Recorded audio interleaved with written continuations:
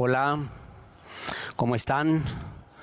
Vamos a ir a la lección 5 y al capítulo 4 de esta clase, porque el capítulo 1 fue la palabra de Dios, un estudio de por qué usamos la Biblia que usamos. Así es que hoy en este taller del Ministerio de Enseñanza vamos a ver, después de hablar del maestro, y del don de la enseñanza y del maestro, de quien tiene el don de enseñanza, maestro, maestra. Hoy vamos a hablar del sujeto de enseñanza. ¿Quién es sujeto de la enseñanza? O sea, ¿a quién está enfocada la enseñanza? Y aquí la respuesta tiene que ser al alumno. ¿Sí? Él es el sujeto de la enseñanza. Y tenemos que pensar en el alumno, tenemos que considerar al alumno con la misma importancia con que consideramos el don que tenemos y con que consideramos nuestra vida, aquellos que ejercemos el don de enseñanza. Así es que, hablando del sujeto de enseñanza, yo les invito a que vayamos a 1 Corintios 13:11, cuando el apóstol Pablo escribe y dice: cuando yo era niño, hablaba como niño, pensaba como niño, juzgaba como niño, mas cuando ya fui hombre, dejé lo que era de niño. Y el apóstol Pablo nos implica aquí dos realidades que suceden en la vida de una persona. Un crecimiento físico, niño, adolescente, joven, adulto, anciano. Un crecimiento espiritual también, niño en la fe y luego un proceso de madurez en la fe, hasta ser una persona adulta en la fe. Un proceso también de crecimiento emocional. Lo que tenemos que encontrar aquí es que el alumno, que es el sujeto de la enseñanza, de la acción del maestro, hace al maestro o obliga al maestro a que esté consciente que tiene delante a una persona que como tal está compuesta de espíritu, alma y cuerpo. Y deberá de trabajar individualmente en cada persona, considerando a cada persona como resultado de la conjunción de ese espíritu, de esa alma y de ese cuerpo. Considerar a cada persona sin desatender el grupo, poner esmero, poner dedicación, poner perseverancia, para que cada uno de los alumnos que tenemos enfrente, del alumno que tenemos enfrente cuando discipulamos, aprenda a guardar su espíritu, alma y cuerpo, como dice 1 Tesalonicenses 5:23. Y el mismo Dios de paz os santifique por completo, y todo vuestro ser, espíritu, alma y cuerpo, sea guardado irreprensible para la venida de nuestro Señor Jesucristo. Para poder aplicar esto, pues, el maestro ha de conocer y diferenciar las características primordiales del ser humano. Entonces, ser maestro no implica solamente tener el don de la enseñanza dada por el Espíritu Santo, conocer la Escritura, la cual nos es revelada por el Espíritu Santo, cuidar nuestra vida en santidad, la cual es sostenida por el Espíritu Santo, sino también debe de saber diferenciar las características que tiene sus alumnos como personas y como grupo. Y las características de cada persona como alumno están dadas por tres componentes primordiales. Tres componentes primordiales: su temperamento, su carácter y su personalidad. ¿Sí? Temperamento, carácter y personalidad. Veamos cada uno de ellos. ¿Qué es el temperamento? El temperamento es congénito, o sea, lo traemos con nosotros, ¿sí? Viene con nuestros genes. Es innato, viene de nacimiento y su manifestación es espontánea. La persona ni se forza para mostrar su temperamento. Es más, adelantando un poco, después tendrá que aprender a forzarse para no manifestarlo algunas veces. Ese es el temperamento. La segunda característica de una persona es su carácter. Ahora, ¿qué es el carácter? El carácter es el temperamento trabajado. Trabajado por la acción social, socioambiental de la persona. ¿Sí? Y en el creyente, trabajado por la acción del Espíritu Santo. Y el carácter, a diferencia del temperamento, es adquirido. Yo recuerdo cuando era niño en el pueblo y estaba en el pueblo y escuchaba a los Tigres del Norte, a los Cadetes de Linares, a Cornelio Reina. Por eso mi hermano el profeta me recuerda mucho a Cornelio Reina, ¿sí? Cantan muy parecido. Pero cuando llegaba a la ciudad, cuando estaba con mi maestro de música Rafael Valdés y puro Mozart y Beethoven, y era otra cosa. Tenía que cubrir mi tendencia natural y mi ambiente socioambiental me llevaba. Con el tiempo, escuchar ese otro tipo de música me fue modulando mi temperamento, como un ejemplo muy humano de cómo se modula el temperamento.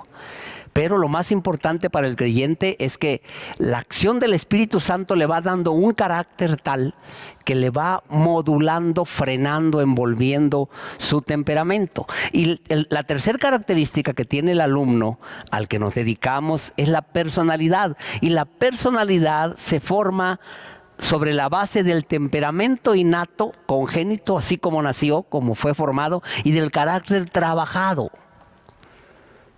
Sí, moldeado por el ambiente, moldeado por el Espíritu Santo.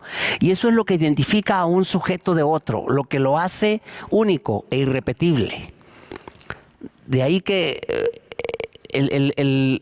esa personalidad que refleja lo que me queda del temperamento y lo que voy adquiriendo de carácter, esa conjunción de las dos cosas me hace único. Pero lo más importante para el maestro y el objeto de esta clase, hace al alumno único. La personalidad de cada alumno es única. Y es donde se requiere de ver a la acción del Espíritu Santo en el ministerio de enseñanza, para que en medio de un grupo de 10 o de 50, el maestro sea capaz de trabajar con el grupo y a la vez identificar la personalidad de cada uno. Ahora, hay que hacer una aclaración, sí. Y es importante porque esto ayudará al maestro a comprender más y mejor a sus alumnos, ¿sí? Y esa aclaración es que, aunque cada alumno es único, cuando los vamos conduciendo al Señor, las personalidades se van pareciendo, aunque siguen siendo distintas. Así es que mientras más el maestro se dedique a influir con la palabra a sus alumnos, forjándoles carácter espiritual, ¿sí?, va a ir teniendo frente a sí a un grupo más homogéneo, a una iglesia más homogénea, en donde las reacciones que empezarán a ser espirituales van a darnos rasgos de personalidad ciertamente diferentes, pero afines. Y eso es lo maravilloso de cultivar las vidas con la palabra de Dios. Ahora, hay que hacer notar que si bien es cierto que el temperamento se trae genéticamente, se heredan características de los padres, unas buenas, otras no tanto, no hay ninguna excusa para el cristiano que no intenta mejorarlas. Así es que no es excusa decir, ¿por qué me habla tan golpeado, pastor? Es que soy del norte, hermano. No hay excusa, ¿sí? Porque todo lo que el cristiano aprende a hacerlo como para el Señor. Lo que sí también es cierto es que el temperamento, aunque el carácter se vaya forjando positivamente y el Espíritu Santo vaya produciendo su fruto en la persona, lo que sí es un hecho es que el temperamento no se desarraiga nunca de la persona. Se va cubriendo, se va controlando, ¿sí? Se va estableciendo una personalidad diferente, pero no se desarraiga. Y un ejemplo lo tenemos en el mismo apóstol Pablo, en Romanos 7, del 23 al 24. Cuando dice Pablo, Pero veo otra ley en mis miembros, que se rebela contra la ley de mi mente y que me lleva cautivo a la ley del pecado que está en mis miembros. Miserable de mí, ¿quién me librará de este cuerpo de muerte? El apóstol Pablo se refería ciertamente a la naturaleza pecaminosa, que es la tendencia natural del hombre, del ser humano. Pero esa naturaleza pecaminosa cobra fuerza en los rasgos temperamentales de cada persona. No se desarraiga, pero se puede sofocar, cubrir, ¿sí? Y bíblicamente se mata. Bíblicamente se crucifica. Entonces, no es positivo permitirle a nuestros alumnos que culpen a sus padres por sus reacciones carnales, temperamentales. Porque hay que enseñarles que Dios da a cada uno la oportunidad de modificar ese temperamento mediante la formación de carácter, la adquisición de rasgos pareciéndonos a Cristo. ¿Qué dice la visión de nuestra iglesia? Establecer en cada hombre la imagen, la personalidad perdida, que el mundo perdió, de Cristo, ¿sí? Eso logra el discipulado, ¿sí? Así es que, ¿cómo logramos esa personalidad? Lo logramos siendo humildes y sublimes. O sea, humildes, sencillos, sublimes, enfocados hacia arriba, hacia el Señor. Y para ser humilde y sublime hay que vivir todo el tiempo con el sublime y el humilde por excelencia cercano a nosotros. Porque el sublime, el Señor, solo mora con los humildes y quebrantados. Con humildad se va adquiriendo esa personalidad encantadora que Dios quiere que todo cristiano tengamos. Isaías 57:15 dice: porque así dijo el alto y sublime, el que habita la eternidad, alto y sublime, y cuyo nombre es el Santo. Yo habito en la altura y la santidad, y con el quebrantado y humilde de espíritu, para hacer vivir el espíritu de los humildes y para vivificar el corazón de los quebrantados. Es posible adquirir su personalidad siendo sencillos, siendo humildes. Pero el maestro tiene que entender que una de sus funciones es ser la guía motivadora del alumno, motivarle a aprender, motivarle a cambiar, motivarle a dejarse conducir por el Espíritu Santo hacia la verdad.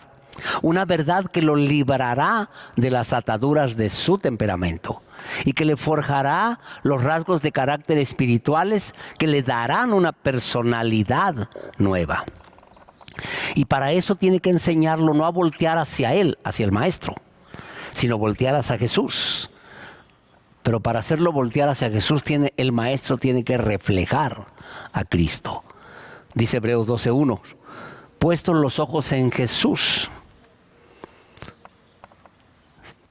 Así es como debemos de vivir. Él es el autor y el consumador de la fe. Aunque tengamos a nuestro alrededor una nube de testigos, tenemos que despojarnos de todo peso y del pecado que nos asedia. Adquirir rasgos de temperamento espirituales. Adquirir entonces una personalidad espiritual. Ese es el sujeto de la enseñanza, ese es el alumno.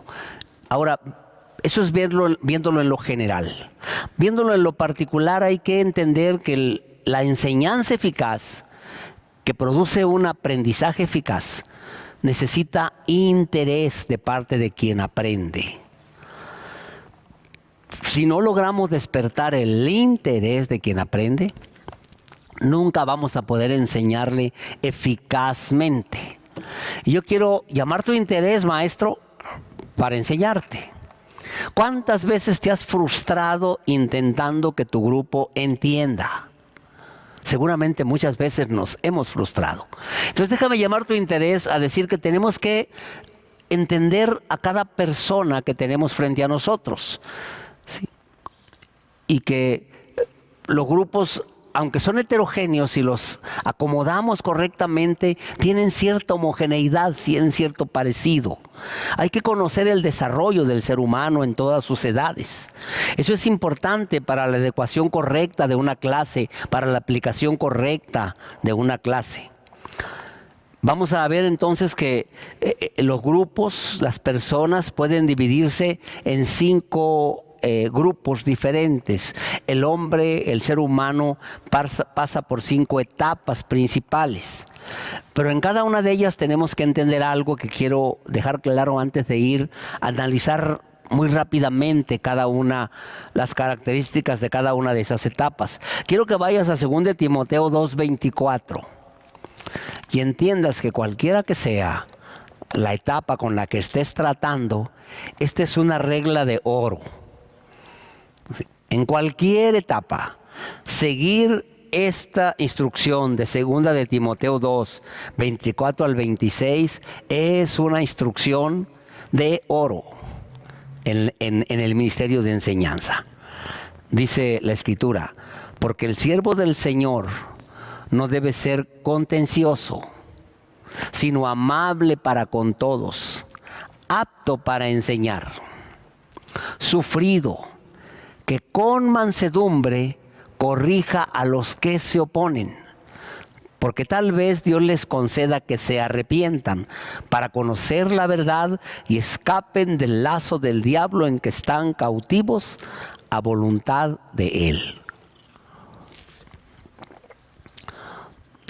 Aplicar constantemente en tu labor de enseñanza estos principios es fundamental, porque de cuando en cuando la desesperación llega a nuestro corazón, el desaliento nos asalta, la carne empieza a responder a las preguntas incómodas o a la apatía evidente, al desprecio por la palabra, a veces altanero que tiene la gente, algunas de las personas.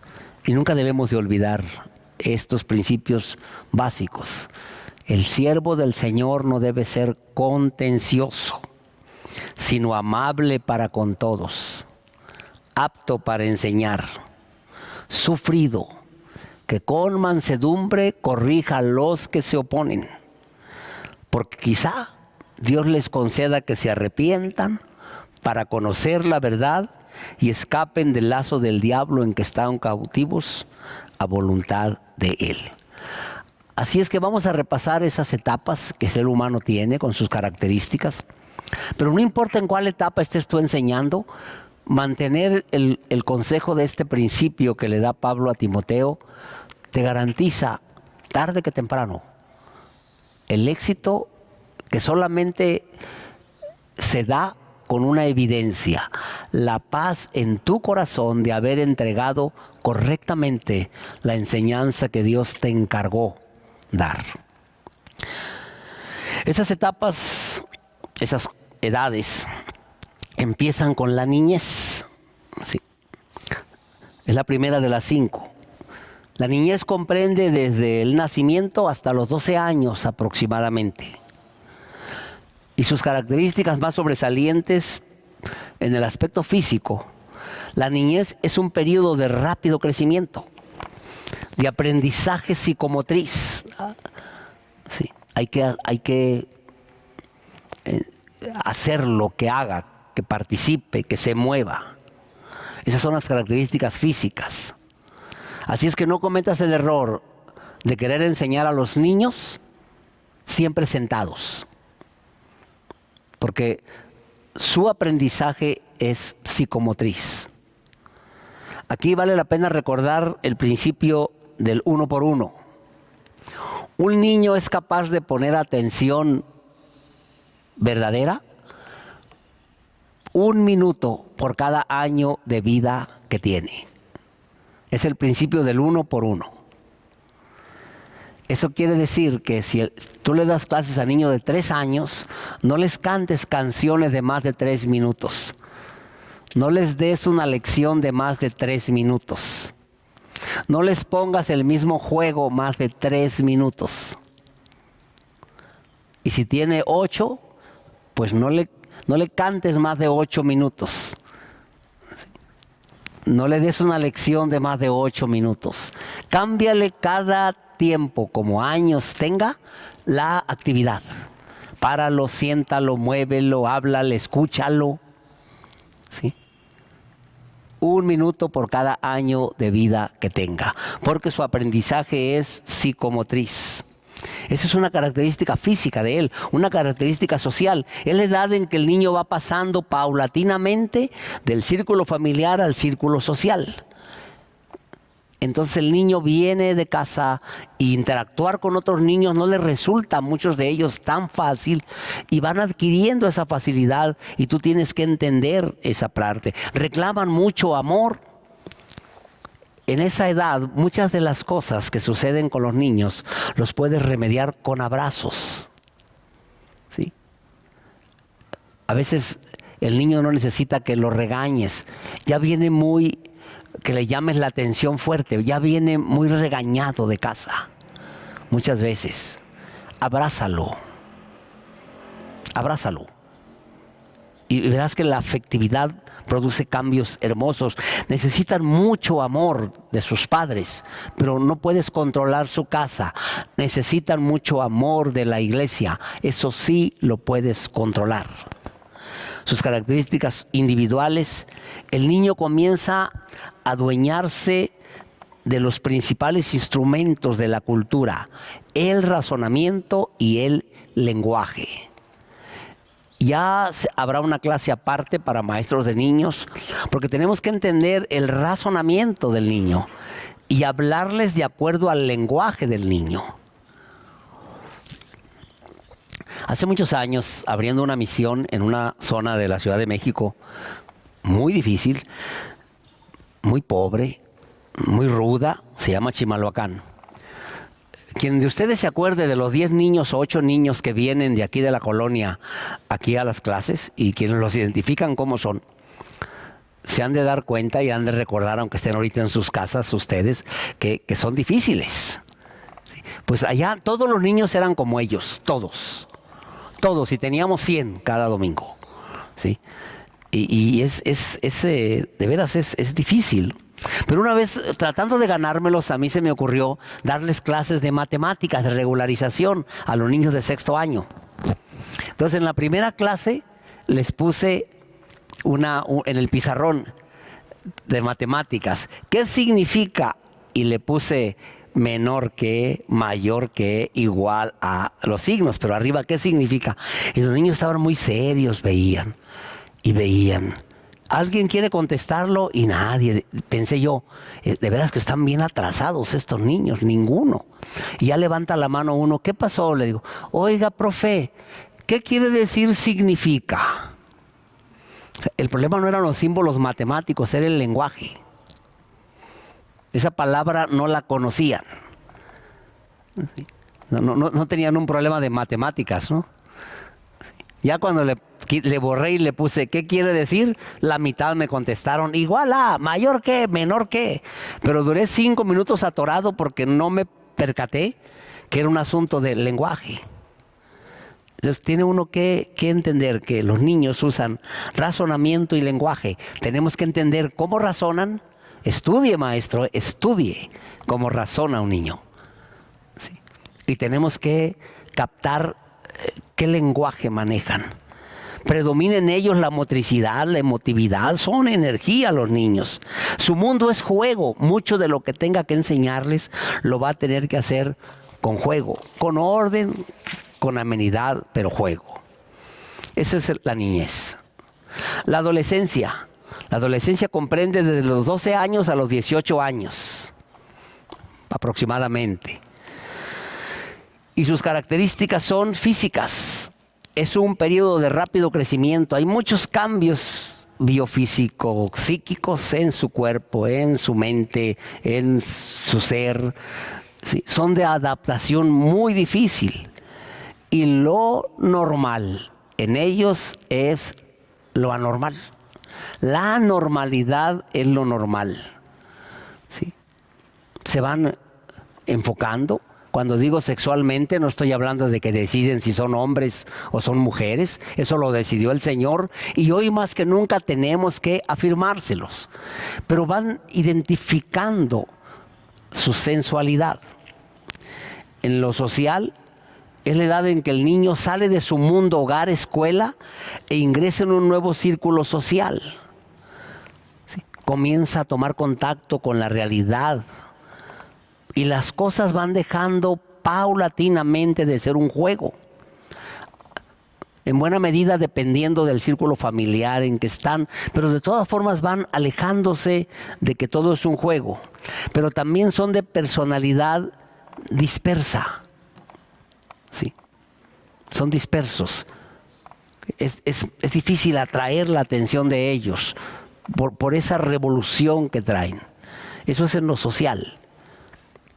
El individual es el periodo en que se van adueñando de la cultura recibida, van percibiendo valores y los van adquiriendo como suyos. Por eso es importante que les ponemos a la mano a ellos, porque van a absorber.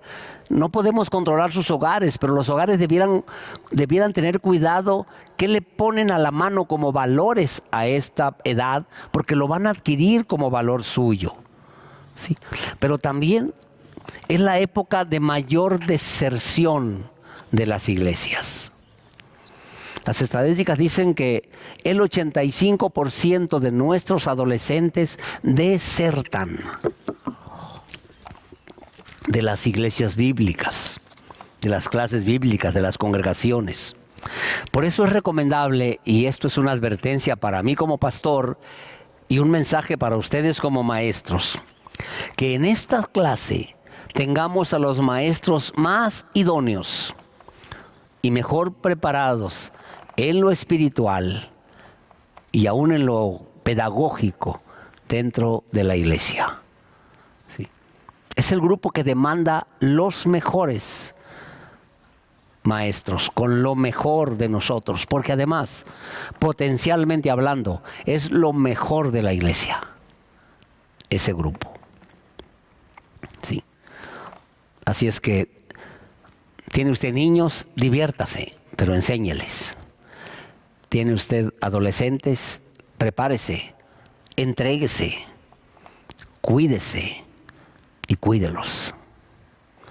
La juventud, que es el tercer grupo, comprende desde los 18 hasta los 25 años. Y sus características más importantes es que el crecimiento se hace lento para arriba, de repente empiezan a crecer para los lados, ¿sí? Va cambiando la fisonomía. ¿Okay? En lo físico es lo que pasa. En lo social es la edad en que las personas han ingresado plenamente en un círculo social, se han identificado con algo y ahí se ubican. En lo individual, el joven se adueña de la cultura que tiene enfrente, define su personalidad, adquiere la importancia de la amistad. Es algo que sucede aquí. El adolescente quiere hacer muchos amigos, pero no es muy amigo de nadie. Puede cambiar cada día. Pero el joven va entendiendo la importancia del valor de la amistad y entonces eso es una oportunidad para el maestro. El maestro debe demostrarse amigo, pero sin amiguismo. ¿Qué quiere decir? Sin complicidad. Sí. Yo he conocido maestros de las iglesias que van y sacan de la cárcel a un joven que se metió en problemas menores, pero le guardan el secreto. Ni con sus papás, ni con el pastor, ni con nadie. Cuidado, cuidado. Sí. Porque en algunos casos sí funciona, pero solo en algunos. Solo en algunos. Mostrarse amigos sin amiguismo. Hay que llamar su atención. Sí. Hay que escucharlo. El joven se abre un poco más que el adolescente, tiende más a ser escuchado. Sí. Y si usted se gana su amistad, él buscará su guía. Los jóvenes afirmándose en la fe, van ubicándose ministerialmente también. Y hay que alentarlos en ello. Pero hay que enseñarles que la santidad es una parte indispensable de la vida en todos los aspectos. La adultez va desde los 25 años aproximadamente hasta los 65 años, más o menos.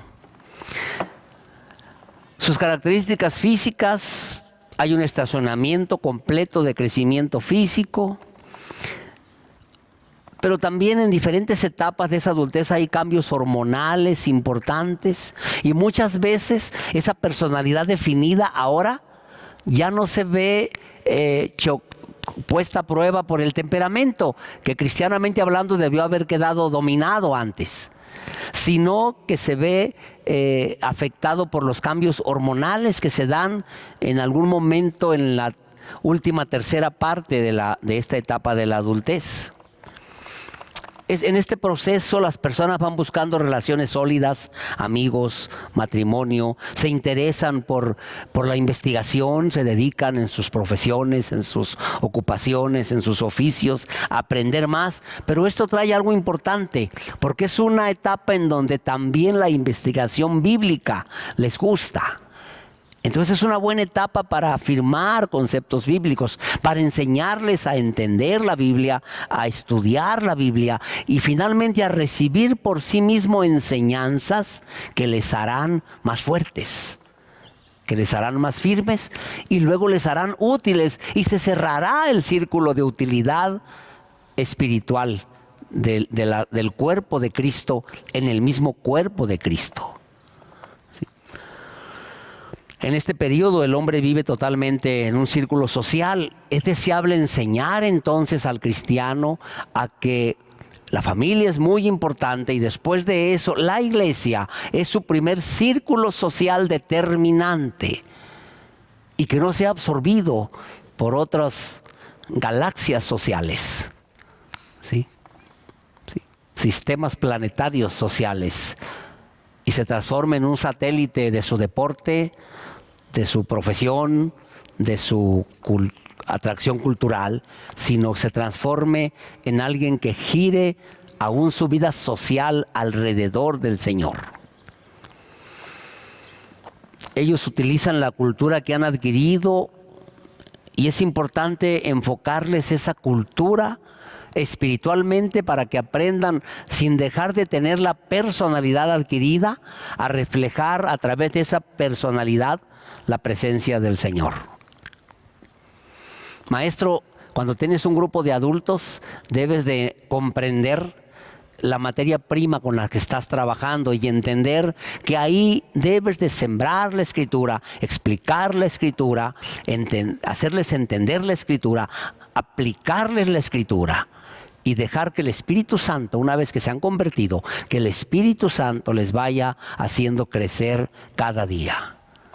Es donde el discipulado en esa edad tiene sus mejores resultados y se cosecha de él la mayor utilidad.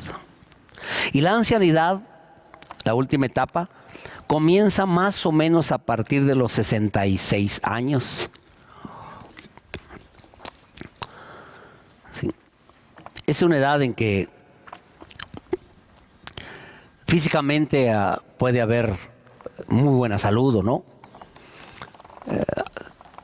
Puede haber mucha fortaleza o poca.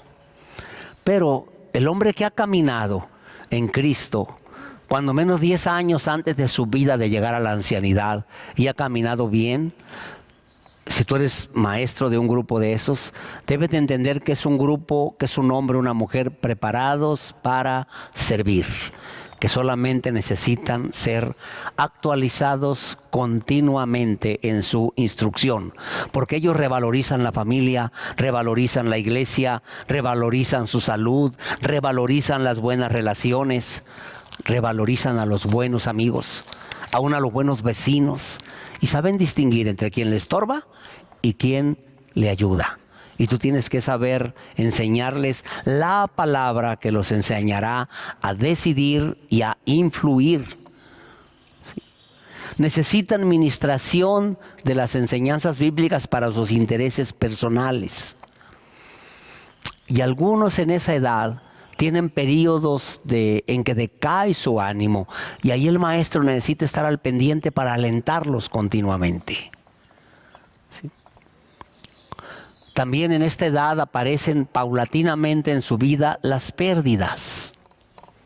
Se alejan los hijos, los nietos empiezan a tener poca interacción con ellos, han empezado a partir a la vida eterna personas que aman, han empezado a dejar atrás la vida laboral constante.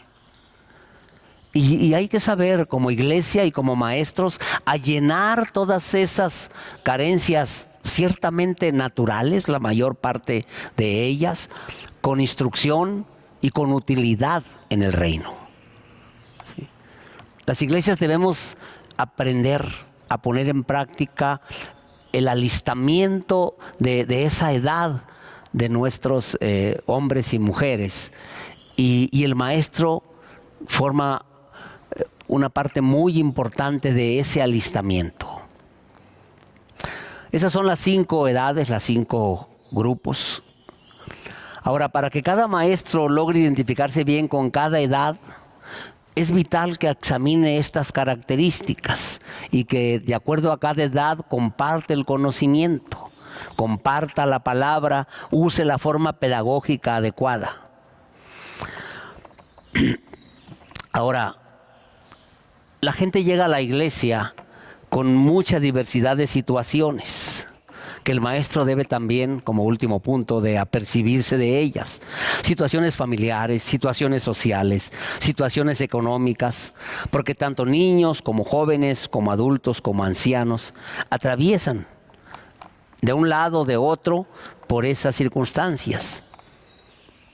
Vienen de hogares donde puede haber padres golpeadores, padres alcohólicos, padres divorciados, padres en concubinato, padres con nuevas parejas que presentan en forma de padrastros o de hijastros situaciones que tienen que aprender a manejar, abusos sexuales de todo tipo, familiar, social, droga, prostitución, desempleo, valores morales alterados, valores sociales torcidos, y la lista puede continuar.